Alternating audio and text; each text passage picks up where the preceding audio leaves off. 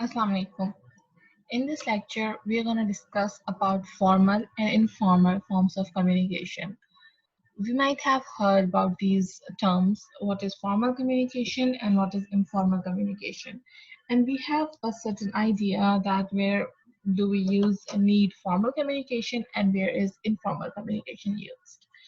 So from name, it is very much clear that formal communication is, in a sense, more formal and used in academic and workplace context. And informal communication is a communication that is not as much rule bound and can be done between family members, friends, and a light environment. But there are some other differences between formal and informal communication that we will discuss in this video. And in other lectures, we will also talk in detail about the other formats and rules of formal communication, and we would separately talk about informal communication and how can we achieve a certain level of formality in our language and while writing as well as while speaking. All right, let's begin. Okay, so here are certain differences between formal communication and informal communication. As far as meaning and definition is concerned, formal communication is a type of verbal communication in which the interchange of information is done through the predefined channels. Okay, so it is a verbal communication, but it can again be a written communication in which we use language which is formal. Now, predefined channel means that we are certain or it is more planned in a sense. For example, if we are talking to a teacher, that should be scheduled and it should be predefined. What is the relationship between a teacher and a student? What is the medium of context through which we are speaking or we are communicating? So such a conversation is more formal.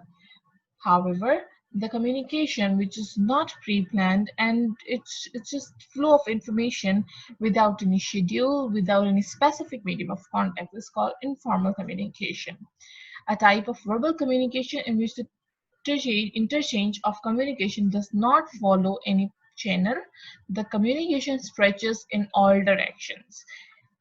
That means it is not supposed to be bound to the topic. We can talk about half of the things. For example, if I'm hanging out with a friend, I can talk about different things at one time. It is not necessary for me to stick to one topic. However, if I'm talking to a teacher, I need to be very specific on the topic that we are talking about. Okay, the next basis for difference between formal communication and informal communication is its reliability. Formal communication is more reliable as compared to informal communication. The information collected through formal communication means we can rely on that and it could be proved or documented as an evident, or we can rely on that information that flows through a formal communication. In informal communication, there could be gossips, there could be just flings and other things. So we cannot rely on informal communication. There's another difference in name between formal and informal communication.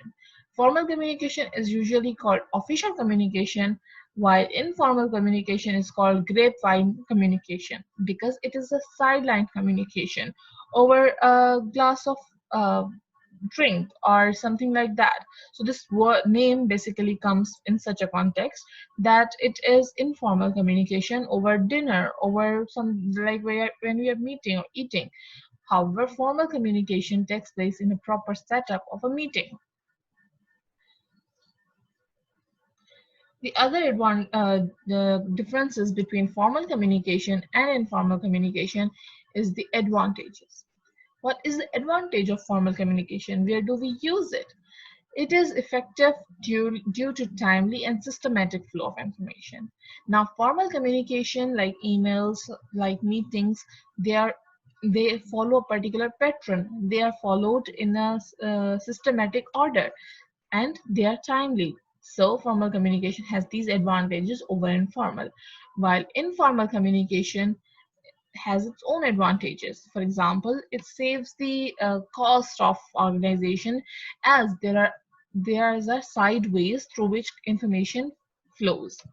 So there could be certain exchange of information over informal communication, and there could be certain areas, and it could be reliable. It could bring out different relationships, friendly relationships between maybe employees, maybe colleagues, maybe friends, or that's why we also need informal communication. Both the means of communication are as important as the other. All right. We also have certain disadvantages of both. Formal communication is a distortion due to long chain of communication.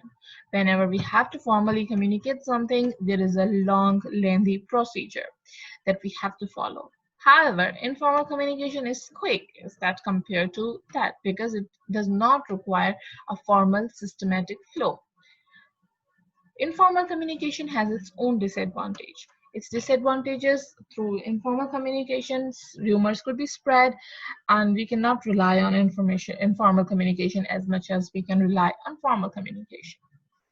As far as secrecy is concerned, formal communication is full secret, and there is a code of ethics that we need to follow and maintain when we are talking about formal communication. For example, something that happens in a meeting remains there or among those people. It is not so ethical to just gossip around about it. There could be a certain norm for what we are discussing, and then these norms could vary from type to type. It could be sometimes, if it's one-way communication, we can it is the producer's authority to maintain the secrecy. But when it is a two-way communication, there is a different code of ethics. Certainly, from context to context, the code of ethics and norms of ethics would again vary. Informal communication, however, does not maintain any such secrecy. So, as we talked about in the disadvantage, that it could spread around like rumor and everyone can just know about it. So informal communication does not maintain a secrecy, and it is quite difficult.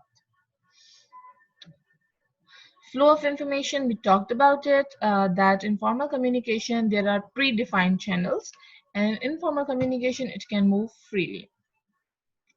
Similarly, the speed of formal communication is slow, and informal communication, it's very fast. Evidence, we already talked about it. It can be written, it can be documented and presented as evidence. However, in informal communication, there is no such evidence.